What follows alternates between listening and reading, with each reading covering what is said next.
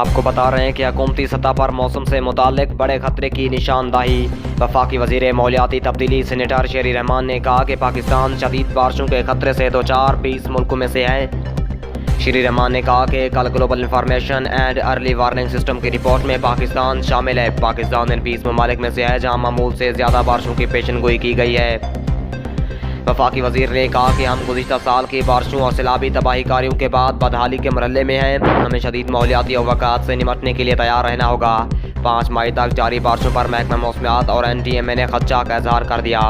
ان کا کہنا تھا کہ تیار فصلوں، حال ہی میں کاٹی گئی فصلوں اور بوئی فصلوں کو نقصان ہو سکتا ہے۔ حکومت نے متعلقہ اداروں اور عوام کو کاشتکار کو الرٹ رہنے کی ہدایت بھی جاری کر دی ہے۔ انہوں نے مزید کہا کہ رواں سال جون میں آل نینو سمندری رجحان کی واپسی کی پیشن گوئی ہماری مقامی پیشن گوئی سے ملتی جلتی ہے۔ آل نینو سمندری رجحان کی واپسی سے دنیا بھر میں شدید ماحولیاتی واقعات پیش آ سکتے ہیں۔